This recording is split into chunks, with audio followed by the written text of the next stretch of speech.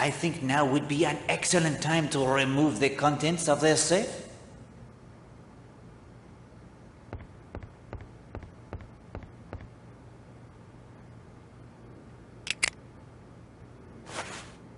But the signal lantern, it is missing. Why?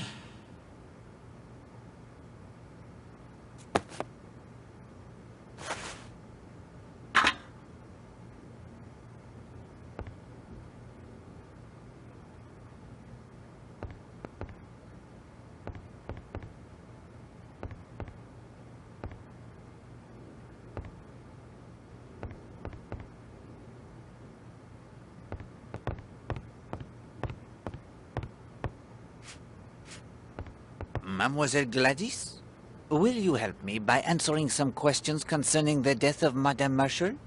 Oh, yes, sir. I'll help if I can. You were on this floor, cleaning all morning? Yes, sir. Just like every day. Clean, clean, clean. Did you see Captain Marshall at all this morning? Yes, sir. He came up to his room not long after 10:30. I heard the sound of his typewriter a little later. When was that? Oh, I would say about 5 minutes to 11. Did you see anyone else on this floor this morning? No, sir. But I was cleaning the rooms, so while I was in one, anybody could have walked past.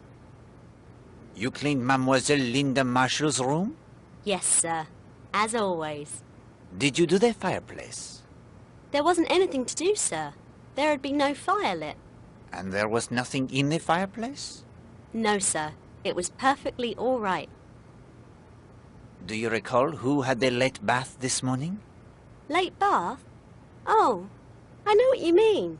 I remarked to Mrs. Castle only a little while ago. I said that it was funny someone was having a bath. It was nearly 12 o'clock. And who was it who had the bath? That I couldn't say, sir.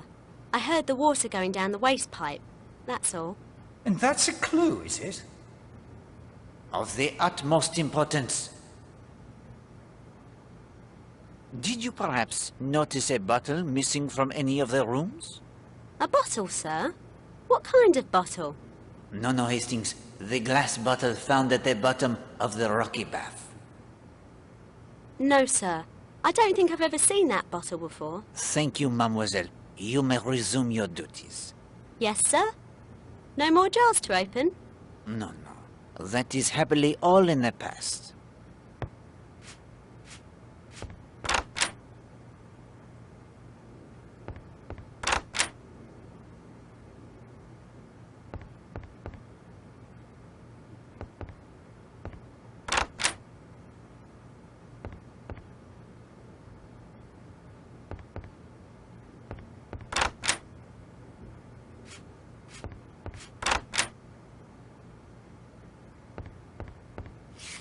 This looks important. I will keep it in my notebook.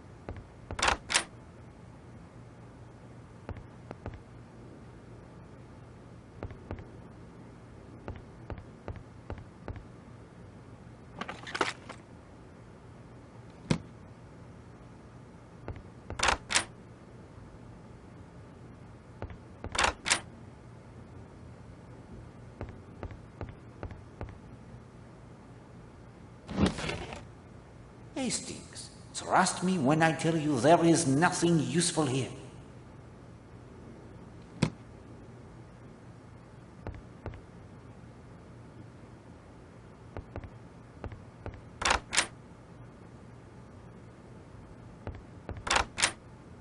I think this room belongs to Major Barry.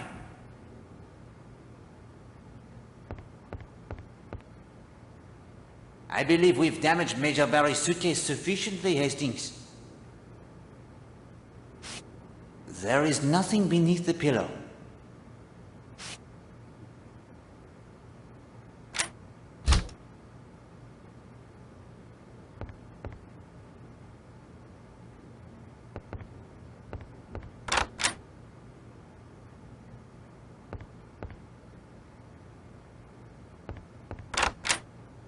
If I remember correctly, this must be Stephen Lane's room.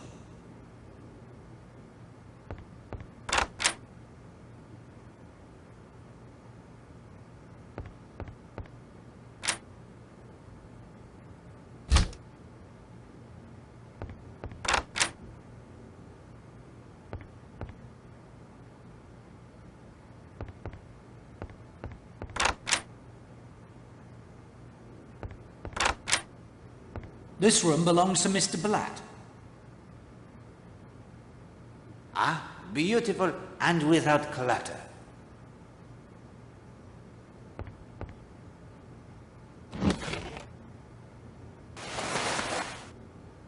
I say, Poirot, not the usual kit for a gentleman sailor.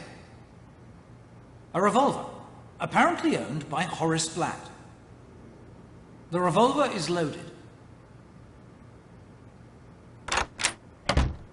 What's this? What are you doing in here? I have been charged with investigating the murder of Elena Marshall.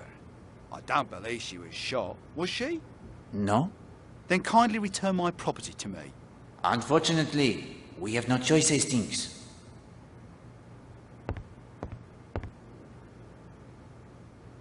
No more can be learned by disturbing him any further at the moment.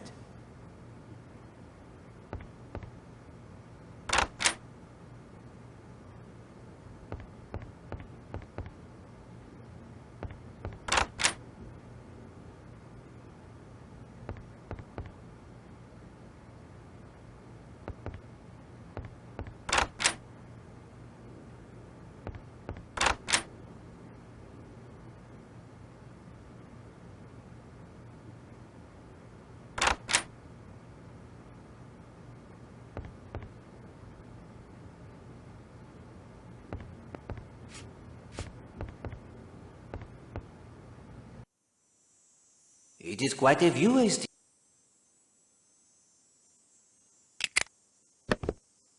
These are the binoculars, most splendid. But I cannot see anything of particular interest here.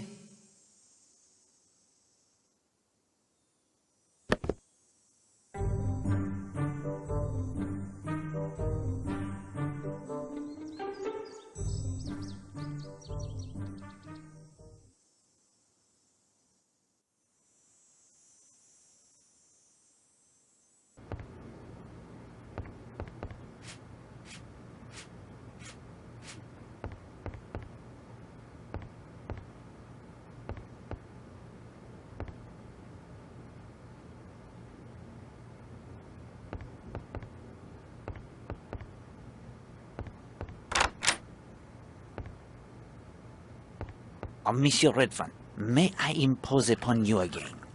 Of course, Monsieur Poirot. My nerves are a bit steadier now. Monsieur Redfern, how long had you known Elena Marshall? 3 months? I understand you met casually at a cocktail party? Yes, that's how it came about. Captain Marshall tells me that you and his wife did not know each other well. That's not exactly true. I saw a fair amount of her one way and another. Was your wife aware of your friendship with Madame Marshall? I believe I mentioned to my wife I'd met her. But she did not know how often you were seeing her? Perhaps not. Did you arrange to meet Madame Marshall here? I suppose it's no good my fencing with you now. I was crazy about the woman. Mad. Infatuated. Anything you like. She wanted me to come down here.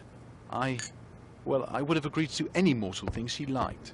Did Madame Marshall return your regard? She pretended to. But I think she was one of those women who lose interest in a man once they've got him body and soul. See here, I've told you the truth. But how much of this has got to be made public? If it all comes out, it's going to be pretty rough on my wife. I know, I may sound like the worst kind of hypocrite, but the real truth is, I care deeply for my wife. The other, it was a madness, kind of idiotic fool thing men do. But Christine is different. She's real. Badly as I treated her, I've known all along that she was the person who really counted. I wish I could make you believe that. But I do believe it, monsieur. Have no doubt that I do believe it.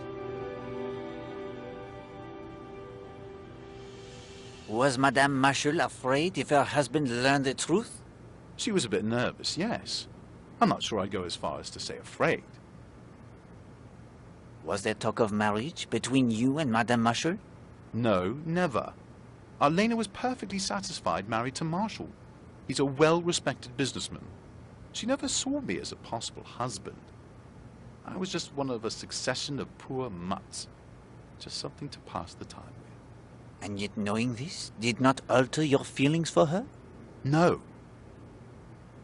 Had you an appointment with Madame Marshall this morning? No. We usually met on the beach. Were you surprised not to find her there this morning? Yes, I was. Very surprised. I couldn't understand it at all. Can you think of a reason why she went to Cutter's Cove this morning? I haven't the faintest idea. It wasn't like Arlena. Do you know of anyone in London who might have the grudge against her? Honestly, I can't think of anyone. Do you know anyone with the initials J.N.? J.N.? You mean Jimmy Nash? Tell me about him. Well, Jimmy was just one of the crowd. A photographer. Took a splendid picture of Christine and me, as a matter of fact. But now that I think of it, I did hear he and Arlena were an item at one time. Haven't seen much of him lately. I'd heard he got himself into some sort of trouble over money. He just dropped out of sight. Monsieur Poirot, if there aren't any more questions, I think I'd like to be with my wife. Of course, monsieur. I think you will find that she would like that as well.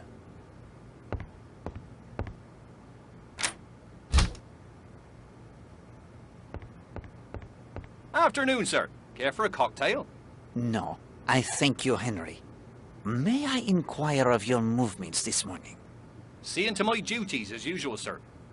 Cleaning up in here, checking stock, helping make the dining room ready for lunch. Mrs. Castle can vouch for me. Merci.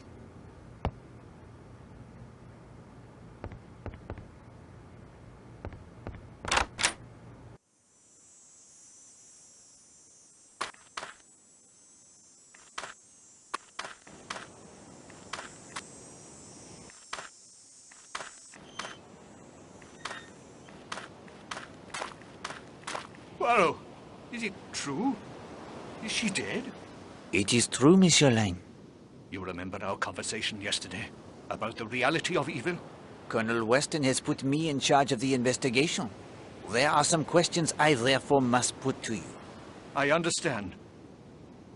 Will you tell me of your movements today? Willingly. Well, thanks to you, I spent a delightful day hiking over to St. Patrick in the Coombe. Started off round 8. The church is about 7 miles from here. A very pleasant walk up and down the Devon hills and valleys. I ate those sandwiches in a spinney. I visited the church. Oh, it has some fragments, only fragments, alas, of early glass. Also, a very interesting painted screen. Did you see anyone? The vicar or the verger? No, there was no one about, and I was the only visitor. It's a very remote spot. Is there anything you heard or saw that can help us? All I can tell you is this, that I knew, as soon as I saw her, that Arlena Marshall was a focus of evil. She was evil.